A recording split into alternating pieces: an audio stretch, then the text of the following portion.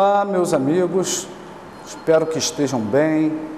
Vamos trabalhar com mais um tema que é muito presente na nossa vida, porque a gente sempre tem a notícia de que alguém tem uma arma, ou alguém quer ter uma arma, ou alguém foi preso com uma arma, ou alguém possui uma arma e no momento de descontrole fez uma besteira. Pois é, esse é o tema. O tema hoje é a Lei 10.826, que é uma lei que foi publicada, foi aprovada, publicada e entrou em vigor em 2003.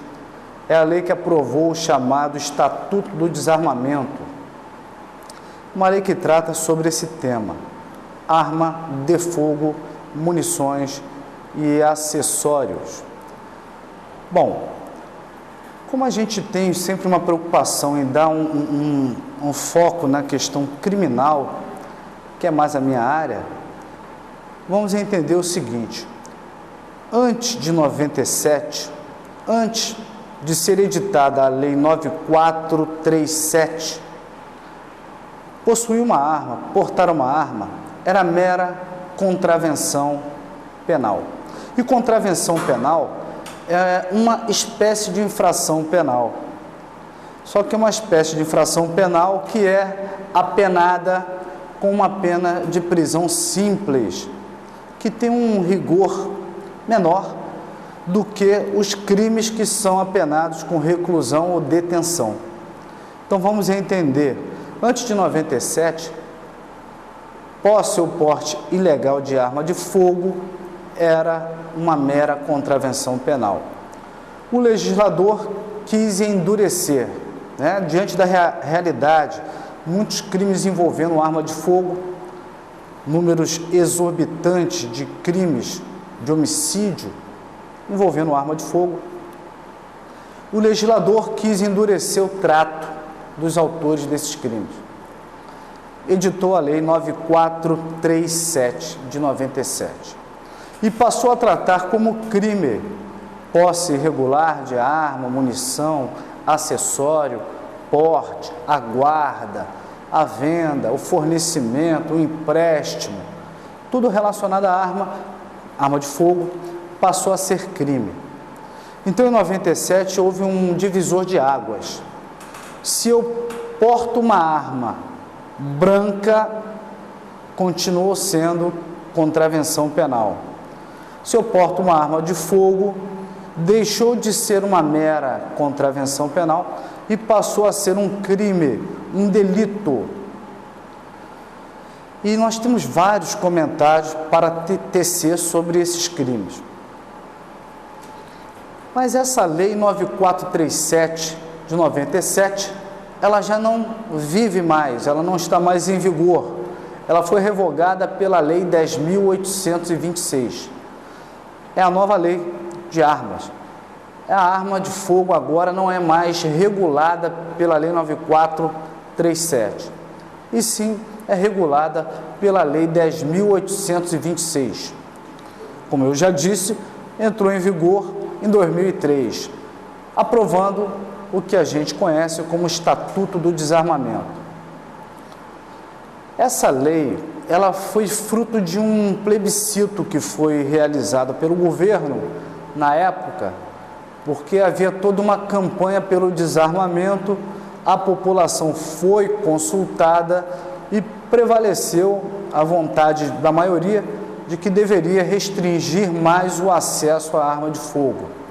É um tema polêmico porque muito cidadão se acha no direito de ter arma porque tem aquele raciocínio de que não temos segurança pública, então eu deixo eu ter arma, pelo menos eu defendo a minha família.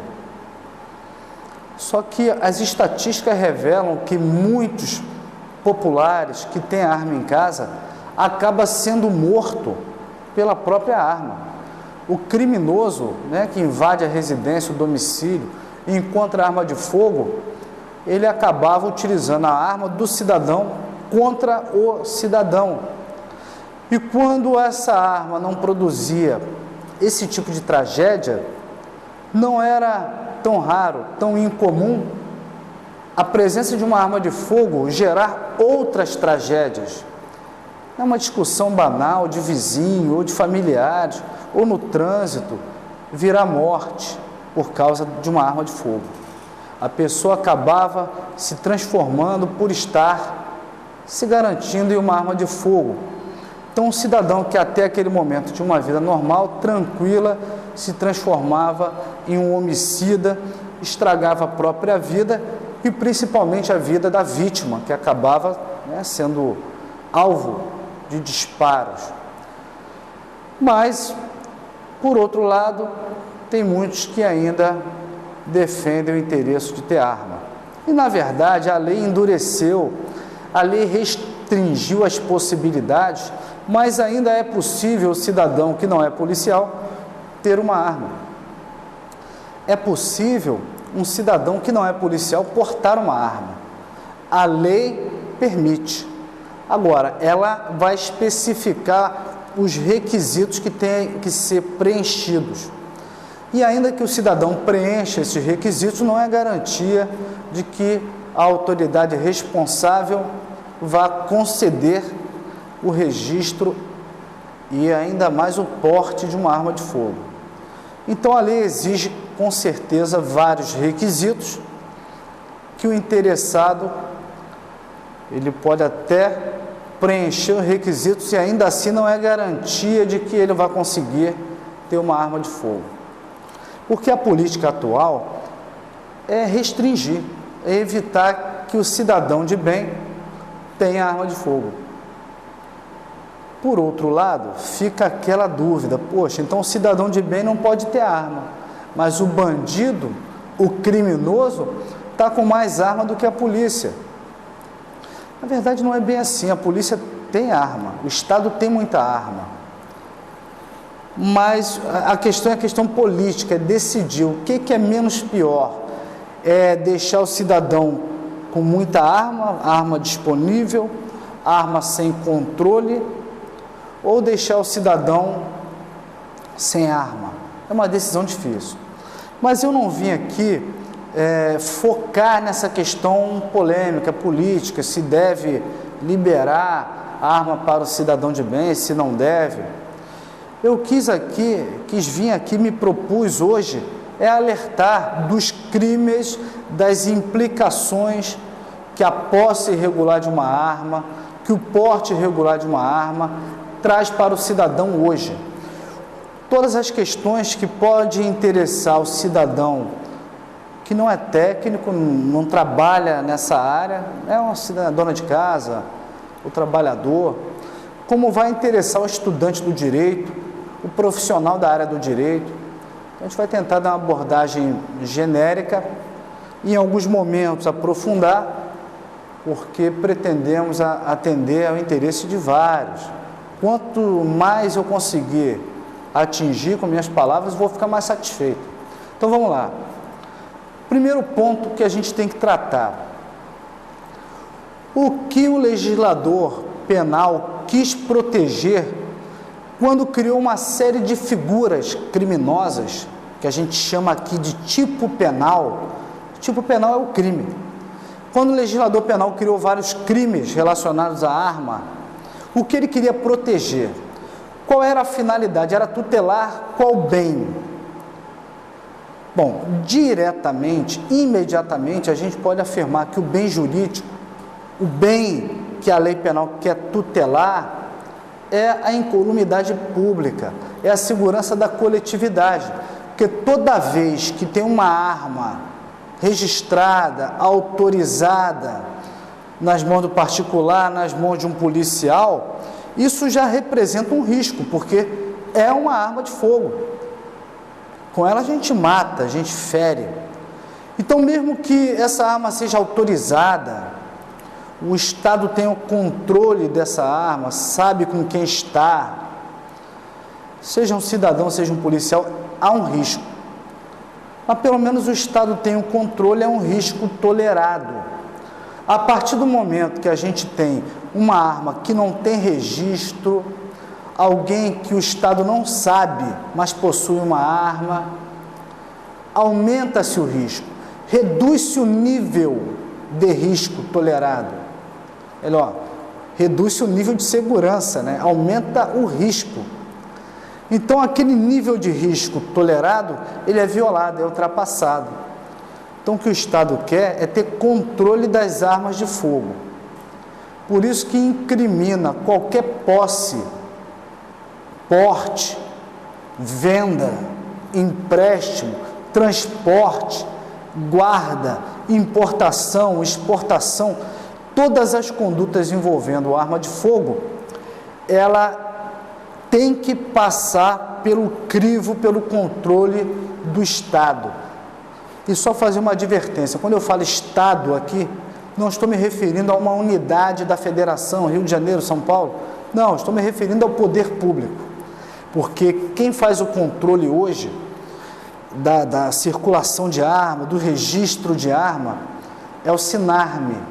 SINARME é um sistema que funciona mantido pela União, pelo Poder Público Federal. Então a gente tem esse SINARME, que é quem vai gerenciar a produção, a comercialização, a posse, o porte, a guarda.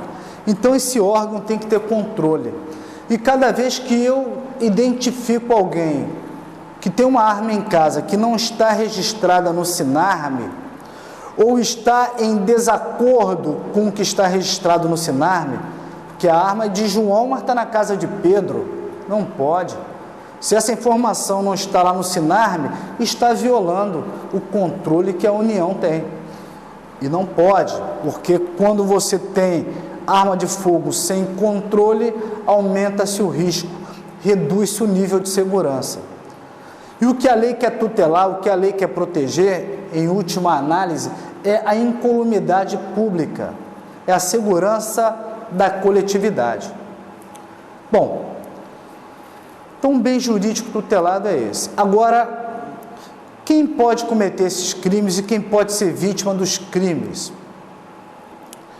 O autor de um crime a gente chama de sujeito ativo do crime. Sujeito ativo do crime é aquele que participa do crime como autor, como coautor ou como mero partícipe. O sujeito ativo do crime é qualquer um. E em direito, né, aí interessa mais para o técnico, quando nós temos um crime que qualquer pessoa pode praticar, a gente classifica esse crime de crime comum, porque a lei não exige uma qualidade especial do autor do crime, qualquer um pode praticar. Então, qualquer um pode ter uma arma irregular em casa, ou seja, pode praticar esse crime. Vamos ver que uma figurinha ou outra, o legislador exige uma qualidade especial do autor do crime, não é qualquer um que pode praticar. Temos um exemplo no artigo 13, parágrafo único da lei, que fala que o dono de uma empresa de segurança, de vigilância, que tem armas acauteladas com ele, esse diretor, o presidente da empresa, o diretor, tem a obrigação de comunicar ao SINARME o extravio de uma arma, um furto de uma arma, um roubo de uma arma, ou um funcionário seu, um vigilante, apropriou indebitamente, indevidamente de uma arma. Todas as ocorrências envolvendo armas daquela empresa em que ele é diretor, em que ele é presidente, que ele é proprietário, ele tem que comunicar ao SINARME. Se ele não comunicar, ele pratica crime. Então temos aqui uma espécie de crime próprio. Crime próprio, essa classificação, ela decorre da lei que exige do autor do crime uma determinada qualidade. Então, se você for ao parágrafo único do artigo 13 da lei 10.826, você percebe que a lei, ao descrever a conduta, fala, em outras palavras, que quem pratica esse crime é o diretor, é o proprietário da empresa. Então, é crime próprio. Mas, em regra, os crimes previstos nesta lei são crimes comuns. Sujeito passivo. Sujeito passivo é a vítima. Quem é o ofendido? Quando alguém tem uma arma irregular em casa, quem é o ofendido? sujeito passivo. Gente, eu não estou falando da arma que foi usada para machucar ou matar alguém, porque se eu tenho uma arma que foi usada no homicídio, numa lesão corporal, a vítima é a vítima do homicídio, é a vítima da lesão. Mas aqui não, eu estou falando, a arma está lá na minha casa, guardada em cima do armário, não estou disparando contra ninguém, não estou ameaçando ninguém, não estou de palhaçada dando tiro para o alto, ela está lá no meu armário. O problema é que ela é irregular, eu não tenho registro. Só o fato dela estar lá sem registro já é um crime. Se é crime, tem um sujeito ativo, que é, né, no caso, no exemplo, sou eu, morador dessa casa, que possuo a arma. E todo crime tem uma vítima, um sujeito passivo. A vítima desse crime, representado por essa arma, nesse armário, na casa do cidadão, é a coletividade. A gente aqui não tem uma vítima determinada. É como se eu dissesse, toda a sociedade, toda a coletividade está sendo atingida quando ela tem um nível de segurança diminuído pelo fato de ter uma arma sem registro. Então, o sujeito passivo é a coletividade. Nós vamos perceber agora o seguinte: temos o crime que viola bem jurídico, incolumidade pública, segurança pública. Temos sujeito ativo, que é qualquer um pode praticar. Temos sujeito passivo, que é a coletividade. Mas a pergunta é: quem é que julga esse crime? Caso esse crime seja descoberto, a polícia vai até uma residência, flagra uma arma irregular, leva até a delegacia, que vai terminar o inquérito, vai mandar para o Ministério Público, o promotor vai oferecer uma ação penal e o juiz vai julgar. Quem é que julga crime relacionado à posse ou porte irregular de arma? Quando a lei foi criada, em 2003, ela unificou, havia dois sistemas, o sistema federal e o sistema estadual. Então, o governo federal expedia porte, registrava armas, e os governos estaduais também expediam portes estaduais, registravam armas estaduais, né, em registro estadual. Em 2003 foi tudo unificado e submetido ao SINARME, que é um sistema dentro da União. Então a União, né, o Poder Público Federal, é que passou a gerenciar esse tipo de serviço. Assim que a lei foi editada, várias vozes se levantaram e defenderam a ideia de que os crimes relacionados a porte de arma, posse de arma, viola o serviço de fiscalização de registro do SINARME. Então está atentando contra um serviço federal. E todo crime que ofende a bens, interesses ou serviço da União seria crime federal. Esse entendimento começou a ganhar força, porém perdeu o fôlego a partir do momento que perceberam que não é o fato de ser fiscalizado pela União, através do SINARME, que vai deslocar a competência para a Justiça Federal. Porque o que está em jogo são bens jurídicos da coletividade. Logo, a competência da Justiça Estadual. Então, que fique claro, principalmente para o concurseiro, né? Aquele que vai enfrentar exame da OAB, concurso público para o TJ, TRT, TRE, Polícia Civil, Polícia Federal, Polícia Rodoviária Federal. Tem inúmeros concursos públicos em que essa matéria pode interessar. Então, observe, já houve entendimento consolidado de que se tratava de crime da Justiça Federal. Agora prevalece que esses crimes de posse ilegal de arma, porte, venda, são crimes estaduais. cuja competência para julgamento é atribuída à Justiça Estadual. Agora, excepcionalmente, quando for identificado o interesse específico da União, aí você pode defender a ideia de que a competência da Justiça Federal, por exemplo, importar ou exportar ilegalmente arma de fogo. Aí já é interesse da União, aí já envolve interesse específico federal. Mas, em regra, trata-se de crime estadual, ok? Bom, nós vamos analisar agora algumas condutas que a lei prevê como crime relacionadas à arma de fogo. Tá? Primeiro crime é definido no artigo 12 da Lei 10.826, de 2003. O artigo 12 diz que configura crime punido com a pena de 1 a 3 anos de detenção você possuir arma de fogo de uso permitido, munição ou acessório no interior de sua residência ou dependência desta, ou você possuir ou guardar arma de fogo de uso permitido no interior de estabelecimento comercial em que você seja o proprietário ou o responsável legal. Daí nós temos várias considerações a ser feitas. Vamos primeiro definir arma, munição e acessório. Arma de fogo, ela é classificada em arma de uso permitido e arma de uso restrito.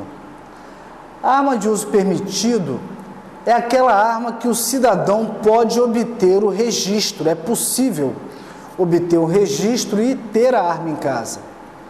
Já a arma de uso restrito não é permitida ao cidadão que ele tenha a posse, o registro desta arma. Temos que o crime é possuir munição, e todo mundo sabe o que é munição, mas nós podemos ir ao decreto 3665 de 2000, que é um decreto que regulamenta essa lei, e lá vai dar a definição técnica do que é munição. Acessório de arma de fogo é tudo que, acoplado à arma, aumenta a sua eficiência. Então você tem uma mira laser, uma luneta, um carregador que cabe mais munição, tudo que, acoplado à arma, melhora a sua eficiência, a gente pode chamar isso de acessório. Uma questão que poderia ser colocada é o seguinte: então eu tenho uma munição em casa sem arma, é crime? Sim. Ter a arma sem munição é crime. Ter munição sem a arma é crime. Porque a lei, quando descreveu a conduta criminosa, ela não descreveu que é crime você ter uma arma municiada. Não. Ela falou que é crime você possuir uma arma de fogo. Por outro lado, disse que é crime você possuir munição. E pior, é crime possuir apenas o acessório da arma. Se você possui os três, pior ainda. Mas basta a arma de fogo, ainda que desmuniciada. Basta a munição, ainda que desarmada. Basta o acessório. E o que seria acessório? Já vimos que é aquilo que, acoplado a uma arma, aumenta ou melhora a tua eficiência, a tua eficácia. Então, antes de encerrar esse primeiro bloco, eu queria que vocês refletissem. Existe uma coisa chamada coldre, que é aquilo que a gente guarda a arma, o suporte da arma. A gente apoia a arma no coldre. Eu pergunto, se eu tiver apenas um coldre dentro de casa, sem autorização, tem crime? Não tem crime. O coldre não é considerado acessório de arma de fogo. Então, manter em casa apenas o coldre não é crime, ok? A gente vai dar uma pausa para os comerciais e daqui a pouco a hora do mestre volta. Até já!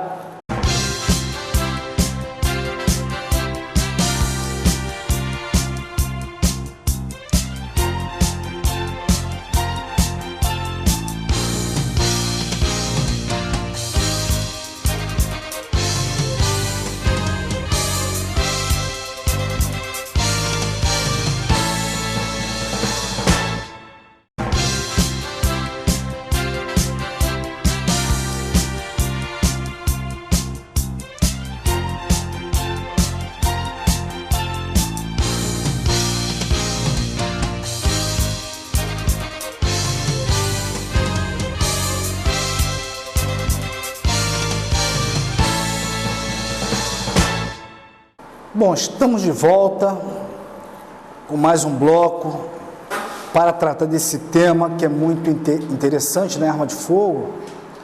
A gente ouve tantas notícias relacionadas à arma de fogo. E eu vinha, no finalzinho do primeiro bloco, tecendo os primeiros comentários sobre o artigo 12 da lei que estamos estudando aqui. O artigo 12 fala que é crime você possuir ou manter arma de fogo de uso permitido. Então, 1 a 3 anos se for uma arma de uso permitido. Se for arma de uso proibido ou restrito, aí nós temos uma pena mais grave. Se a arma de fogo for de uso proibido ou restrito, a pena é reclusão de 3 a 6 anos. Então, o primeiro ponto é isso. Identificado que é uma arma de uso proibido, a gente vai remeter para o artigo 14. Se é uso permitido, artigo 12. Artigo 12 trata de um 38, um revólver calibre 38, um revólver calibre 32, calibre 22, uma espingarda calibre 12, calibre 32, 28. Agora, pistola calibre 40, 45, um revólver Magnum 357, fuzil, metralhadora, aí tudo é arma de uso proibido ou restrito. Mas vamos voltar para as armas de uso permitido. A pena é de 1 a 3 anos. 1 a 3 anos, primeiro aspecto relevante, se foi flagrado, cabe fiança, o delegado pode arbitrar fiança. Então a pessoa não fica presa em flagrante, porque crimes punidos com até 4 anos, o delegado pode arbitrar fiança. Agora, além desse primeiro benefício, já na delegacia, quando o inquérito for concluído e o delegado remeter para o promotor ele oferece a denúncia. Oferecer denúncia quer dizer uma petição dirigida ao juiz requerendo o início da ação penal contra o acusado, requerendo aí a aplicação da pena. Porém, crimes de 1 a 3 anos, ele se enquadra na categoria de crime de médio potencial ofensivo. O que é isso? Para o técnico e para o leigo também. Todo crime cuja pena mínima não excede, não ultrapassa 1 ano, a gente classifica de crime de médio potencial ofensivo e aplica o artigo 89 da Lei 9.099, uma lei de 95. A Lei 9.099 é a lei dos juizados, mas trouxe um benefício que se aplica a crimes cuja pena mínima não seja superior a 1 ano. Então, 1 a 3 anos, a pena mínima não é superior a 1 ano. Então, a pessoa já não foi presa em flagrante, quer dizer, foi presa em flagrante, mas pagou a fiança. Agora, ela é denunciada, mas o processo não vai ser desenvolvido, porque o promotor vai propor a suspensão condicional do processo, ele fica suspenso durante um período chamado período de prova, em que a pessoa acusada vai ser submetida a algumas condições e, se ela obedecer, observar as condições, depois do período de prova, a punição, a possibilidade de punição vai ser extinta. Vai ocorrer o fenômeno chamado extinção da punibilidade. Então, esse crime é um crime que é crime da prisão, mas já tem a possibilidade da fiança. E depois, no momento posterior, tem denúncia, a propositura de uma ação penal, porém o processo pode ficar suspenso. Então, não é dos crimes mais graves que a gente tem, mas desde que seja posse, porque se eu não estiver com essa arma dentro de casa, se eu estiver na rua, se eu estiver no meu trabalho, se eu estiver no meu clube, se eu estiver no meu carro, fora da minha casa, passa a ser porte. Aí é outra conversa. Mas se eu tenho essa arma irregular dentro de casa, desde que seja uma arma de uso permitido, arma de uso permitido é aquele calibre em que eu posso conseguir permissão para possuir em casa, ok? Agora eu tenho uma arma de fogo dentro de casa, o calibre é até um calibre permitido, 38, 32, só que eu não tenho registro da arma, e pior, ela está com a numeração raspada, e agora?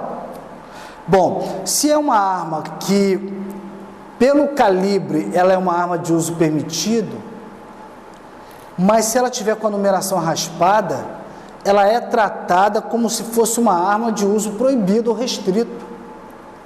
Então, calma aí. A arma é de um calibre permitido, mas a numeração, que ela tem uma espécie de chassi, uma sequência numérica, se essa numeração tiver raspada, tiver sido suprimida, essa arma que até então era de uso permitido e a posse irregular era 1 a 3 anos de pena, cabia fiança, cabia suspensão condicional do processo, mas se a numeração tiver raspada ou suprimida, ela é tratada como arma de uso restrito ou proibido. Ela é punida não com base no artigo 12, e sim com base no artigo 16, parágrafo único. A gente vai dar uma passada de olho. E lá no artigo 16, a pena é reclusão de 3 a 6 anos. O que isso significa? O cenário mudou do céu para o inferno. A pessoa vai ficar presa em flagrante, o delegado não tem o poder de conceder a liberdade provisória com pagamento de fiança, o delegado não vai poder arbitrar uma fiança. E mais, o promotor vai propor ação penal, vai denunciar e o processo vai se desenvolver, vai se desenrolar até o final, com a consequente punição, porque não vai caber esse benefício previsto no artigo 89 da Lei 9.099, da Lei do Juizado Especial, porque não é uma infração de médio potencial ofensivo, já que a pena mínima é superior a 1 ano, é 3 a 6, é bem mais grave. Então, cuidado, não tem que ter arma irregular em casa, mas se tiver, observa se essa arma não tem a numeração raspada, suprimida, porque as consequências são muito mais drásticas para o criminoso, não deixa de ser um criminoso. Pô, mas eu sou cidadão trabalhador, eu tenho uma arma dentro de casa. Sim, mas a lei diz que é crime. Então, se eu estou praticando um crime, eu sou um criminoso. Então, cuidado. Bom, com relação à arma de uso permitido, a lei previu 2 artigos que estão sempre fazendo um bate-bola. Artigo 12 e artigo 14. O artigo 12, a gente chama esse crime de posse irregular de arma de fogo, que é quando eu possuo ou mantenho dentro de casa ou nas dependências da minha casa. É no quintal, na garagem, no terraço, na laje, né? Mas se eu coloco o pé na rua, se eu saio com a arma dentro do meu carro na via pública, se eu estou num clube, se eu estou no meu trabalho, se eu estou vendendo, emprestando, fornecendo, andando com a arma junto ao corpo, tudo isso é considerado, é chamado de porte. Então vamos entender. Várias condutas podem ser praticadas. Possuir dentro de casa ou manter fora de casa, portar fora de casa, transportar, vender, fornecer, ter no seu trabalho. Tudo é incluído no artigo 14. E esse artigo 14 a gente chama de porte de arma de fogo. Então, possuir em casa a gente chama de posse irregular. Agora, portar na rua, transportar, manter em depósito, guardar no trabalho, guardar para alguém, fornecer, vender, emprestar. Todas essas condutas a gente chama genericamente de crime de porte de arma. Ah, mas portar é quando eu estou na cintura. Sim, mas se eu estiver transportando no carro, a gente chama esse crime de porte de arma.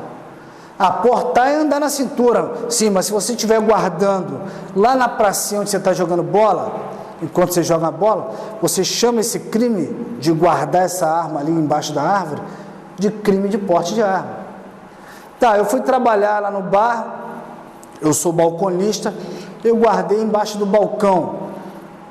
Tá, mas o crime que a gente vai chamar, vai atribuir a você é o crime de porte de arma. O que eu quero dizer? Que tudo que não for guardar em casa, a gente chama de porte de arma. Ah, um caminhoneiro apareceu no meu boteco e me vendeu uma arma de fogo. Essa venda irregular, a gente chama de crime de porte de arma. Então, quando o legislador previu a punição desse crime, chamado de crime de porte ilegal de arma, o legislador descreveu vários verbos: portar, transportar, guardar, manter em depósito, fornecer, importar. Não, importar já tem um outro crime, vender, emprestar, ok? Bom, então, ou é posse, artigo 12, ou o crime é porte, artigo 14. Quanto à arma de uso permitido, a lei fez essa distinção. Então, se eu concluo que o camarada possui a arma dentro de casa, arma de uso permitido, 1 a 3 anos. Se eu concluo que ele está fazendo qualquer outra coisa diferente disso, eu vou chamar de porte de arma e a pena passa a ser de 2 a 4 anos. É um pouco pior para o autor desse crime, porque de 1 a 3 cabe fiança, de 2 a 4 também cabe fiança na delegacia, até 4 anos o delegado pode arbitrar. Agora, 1 a 3 o processo pode ser suspenso, já de 2 a 4 o processo não é suspenso. Então o porte de arma é mais grave. A lei previa até que era inafiançável o porte de arma, porém o Supremo Tribunal Federal declarou inconstitucional o parágrafo único do artigo 14, que previa a vedação, a proibição de se arbitrar fiança. Então cabe fiança, mas de qualquer maneira não cabe a suspensão condicional do processo, porque 1 a 3 cabe a suspensão do processo, 2 a 4 não cabe. Então o crime de porte traz consequências mais drásticas, piores para o autor do crime, tá? Daqui a pouco a gente volta e eu vou trazer uma questão polêmica para quem tem a arma dentro do seu comércio, do seu local de trabalho. Até daqui a pouco.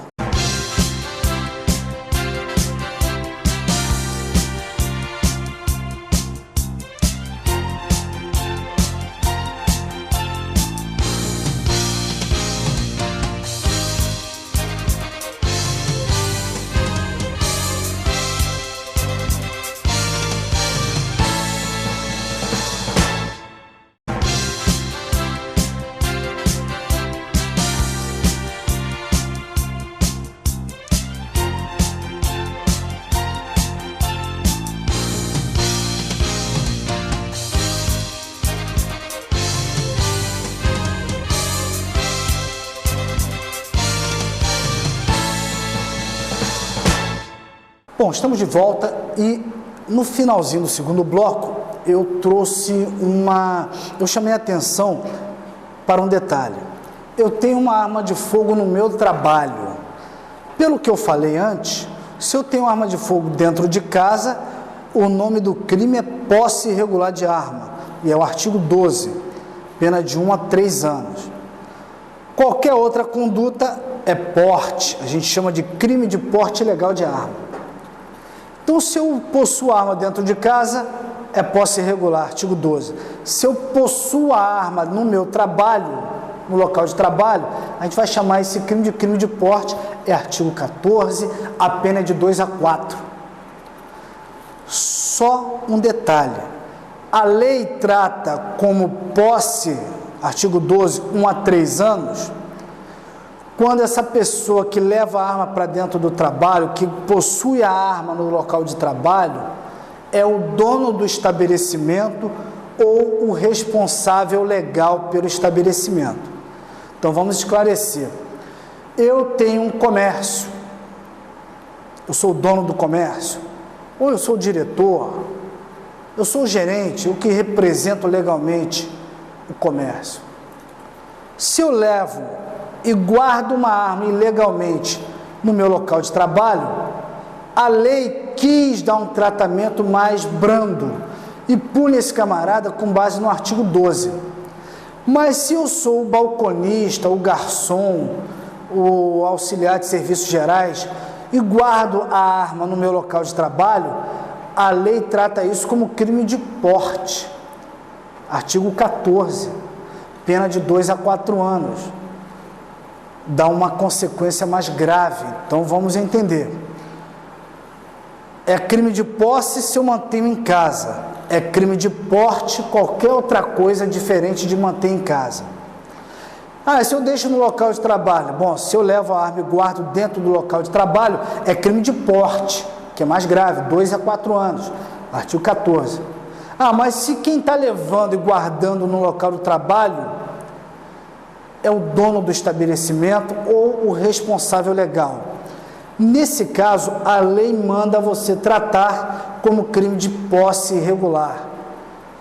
Enquadra a conduta desse indivíduo no artigo 12, pena de 1 a 3 anos. Em outras palavras, se eu sou dono do comércio e guardo no meu local de trabalho uma arma ilegalmente, 1 a 3 anos. Se eu sou balconista, o auxiliar de serviços gerais, o vigilante, sem porte de arma, e guardo essa arma ilegalmente no meu local de trabalho, aí o crime passa a ser de porte, 2 a 4 anos. Eu espero que tenha ficado clara essa situação, porque ela é confusa, mas a lei às vezes traz algumas perplexidades. Quis dar um tratamento diferenciado. Mas o carro-chefe é: guardei em casa, crime de posse. Guardei em qualquer outro lugar, crime de porte. Bom, configura o crime de porte eu estar, por exemplo, com uma arma na cintura num jogo, num boteco. Estou assistindo um jogo de futebol no boteco, estou com uma arma na cintura. A polícia é acionada, tem um indivíduo ali que está com a arma na cintura. A polícia vai lá e flagra, prende, leva para a delegacia. Chega na delegacia, verifica que essa arma está desmuniciada. E o preso diz: poxa, o delegado, mas eu não poderia fazer nada com essa arma, a arma está desmuniciada. E a pergunta que fica é a seguinte: deixa de haver o crime se essa arma encontrada não tiver munição? Bom, se a gente fosse fazer um raciocínio leigo, uma arma desmuniciada não vai fazer mal a ninguém.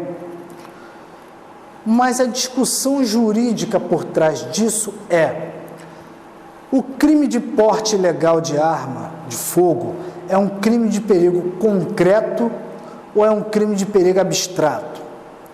Tem que efetivamente estar trazendo um perigo para pessoas que estejam nas proximidades ou não? Basta praticar a conduta de ter uma arma de fogo ilegalmente fora de casa. Senhores, o que tem prevalecido nos tribunais superiores é que estamos diante de um crime de perigo abstrato. O que isso quer dizer? Basta eu estar com a arma na cintura, ainda que essa arma esteja desmuniciada, vai haver o crime. Então não adianta achar que, bom, é uma arma que eu tenho em casa, ela é registrada, eu não tenho porte, mas eu tenho a arma registrada em casa. Legal, você pode manter essa arma em casa. Bom, mas eu acho que se eu tirar as munições, eu posso andar com essa arma registrada na rua. Não, não pode. Se o que você tem é autorização para possuir a arma em casa, isso não se confunde com autorização para portar. Ainda que você retire as munições, vai haver o crime. Bom, mas e se for uma arma defeituosa? É uma arma que não funciona. Aí a perícia vai ter que dizer. O delegado vai apreender a arma, vai encaminhar para o perito. Se o perito falar que essa arma defeituosa é absolutamente incapaz para efetuar disparo, o acusado vai ser absolvido, porque é uma arma absolutamente incapaz de efetuar disparo. Vai configurar o que a gente chama de crime impossível. Agora, se a perícia concluir a arma é defeituosa, mas esse defeito não torna a arma absolutamente incapaz para efetuar disparos. Ela pode falhar, pode funcionar mal, mas ela dispara. Pode não disparar toda hora, pode falhar, mas tem aptidão para disparar. Nesse caso, o acusado vai ser condenado, ok? Bom, e se eu estiver portando munição, apenas uma munição, apenas 5 munições? Gente, essa discussão é parecida com a anterior. Arma de fogo sem munição, né? Arma de fogo desmuniciada, vimos aqui, prevalece o entendimento de que há crime. E a munição desacompanhada de uma arma, ou seja, uma munição desarmada? Só a munição tem crime?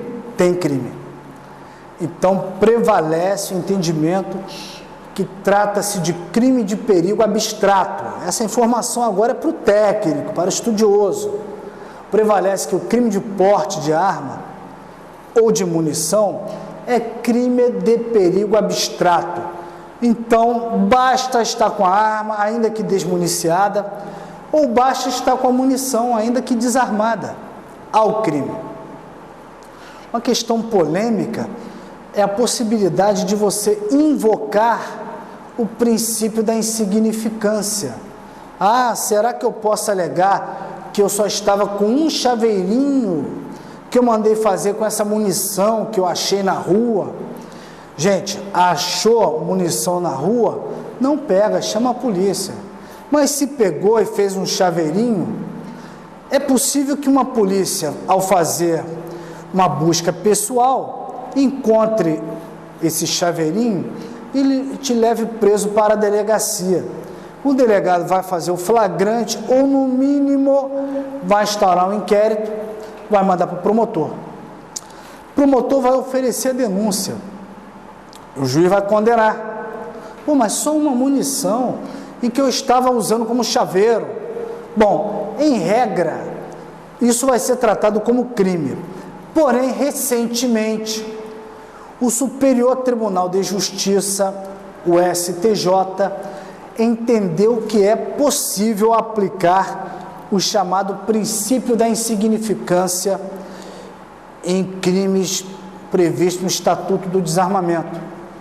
Então, a própria Corte Superior, que em momentos anteriores, em oportunidades anteriores, não reconhecia a incidência do princípio da insignificância, tanto o STJ quanto o STF rechaçavam a ideia de se aplicar esse princípio. Por quê? Bom, o que está em jogo aí é incolumidade pública. Você não tem como mensurar se a incolumidade pública foi muito ou foi pouco violada, se a violação, se a ofensa foi ínfima. Em síntese, não se admitia o emprego desse princípio da insignificância para levar o acusado a uma absolvição. Mas, recentemente, o STJ ele aceitou a incidência do princípio da insignificância e absolveu o indivíduo encontrado com uma munição. É um tema polêmico, a lei não é expressa, ela apenas fala que é crime possuir, transportar, guardar manter em depósito, etc., munição, então, tese tem um crime. Agora, alguém que tenha sido envolvido nesse crime pode tentar emplacar a tese da insignificância. Senhores, uma observação. Eu falei até agora de arma de uso permitido. Arma de uso permitido, a lei distinguiu se eu possuo ou mantenho dentro de casa, artigo 12, 1 a 3 anos. Se eu pratico qualquer outra conduta, né, portar, transportar, fornecer, ceder, manter em outro local que não seja dentro de casa, artigo 14, 2 a 4 anos. Mas essa distinção não é feita quando estamos diante de uma arma de uso restrito ou proibido. Porque o legislador tratou da arma de uso permitido em 2 dispositivos, artigo 12 e artigo 14. Já a arma de uso proibido tratou no artigo 16. Então, tanto se eu estou mantendo dentro de casa ou se eu estou portando na rua uma arma de uso proibido ou restrito, é tudo artigo 16. O legislador previu tudo em um único dispositivo, tudo no artigo 16. Então, fica essa observação. Temos aqui o artigo 13. O artigo 13 da lei, ele prevê como crime uma conduta culposa. Como assim uma conduta culposa? Eu possuo uma arma, legalmente ou ilegalmente, mas eu possuo uma arma, e ao invés de eu cuidar para que essa arma não chegue às mãos de uma pessoa menor de 18 anos ou portadora de doença mental, eu revelo que fui negligente, faltei com o dever de cuidado, deixei a arma embaixo da cama, deixei a arma em cima da mesa de cabeceira, deixei a arma no banheiro, deixei a arma acessível e o menor de 18 se apodera da arma. Ainda que o menor não tenha apertado o gatilho, ainda que o menor não tenha feito nenhuma besteira, mas só em ter se apoderado dessa arma, já fez com que o dono da arma, já faz com que o possuidor da arma responda pelo crime de omissão na cautela de guarda dessa arma. Então, quem tem arma de fogo tem que ter cuidado, tem que tomar conta. Não pode dizer, foi sem querer, porque o que a lei está punindo aqui não é a conduta dolosa de eu entregar a arma para o menor. Não, aqui é a conduta sem querer, conduta culposa, negligente, quando falta o dever de cuidado. Deixou uma arma acessível, o menor pegou, já era, tem crime. Bom, nós temos aqui então um crime de natureza culposa. Qual foi a pena que o legislador previu para o autor desse crime culposo, crime de omissão na cautela de guarda de arma de fogo? A lei previu a pena máxima de 2 anos. Então temos um crime de menor potencial ofensivo. O crime de menor potencial ofensivo é um crime que é julgado pelo juizado especial criminal. Todo crime cuja pena máxima, prevista em lei, não supera, não ultrapasse a 2 anos, é tratado como crime de mero potencial ofensivo. Então a pessoa é flagrada, é conduzida até a delegacia, não vai ficar presa em flagrante, ou é encaminhada diretamente ao juizado especial criminal, ou assume o compromisso de comparecer ao juizado especial e não fica preso. Então, o delegado não prende flagrante e arbitra a fiança. Não chega a esse ponto. Basta assinar o compromisso. Então, você está fazendo uma festinha em casa, está os amiguinhos do teu filho, está o teu filho, Guarda a arma lá no armário, tranca o quarto, tenha cautela, porque só em ter possibilitado a apropriação dessa arma pela criança, já temos um crime. Imagine se a criança pega e aciona o gatilho e mata uma criança, ou fere. Então, fica a recomendação aqui de ter cautela com a arma de fogo. Senhores, nosso tempo está se esgotando, mas esse tema é muito fecundo. A gente vai deixar para o encontro da semana que vem, para a gente falar sobre uma abolição crimes, ou seja, houve um tempo que essa lei nova deu para as pessoas regularizar as suas armas. Armas que o pai deixou de herança, arma que alguém comprou ilegalmente, arma que achou na rua, houve um tempo para regularizar. E agora há uma campanha para entregar arma de fogo. Mas se eu vou à delegacia entregar arma de fogo, eu não estou confessando que eu estava até hoje possuindo ilegalmente uma arma. Então a gente vai tratar desse tema e de outros temas, disparo de arma de fogo, quando o disparo é praticado para matar alguém, se ele responde por disparo e por homicídio, as armas de uso restrito ou proibido. Vamos tratar de várias questões relacionadas a essa questão chamada arma de fogo. Até o próximo encontro e eu espero vocês quarta-feira que vem. Fiquem com Deus. Qualquer dúvida, entre em contato com a TVI, manda e-mail, vai para o Facebook, deixe suas dúvidas. E quem quiser uma informação mais precisa, é só matricular no meu curso O Concursos, que é especializado no preparo dos candidatos. Um abraço e fiquem com Deus.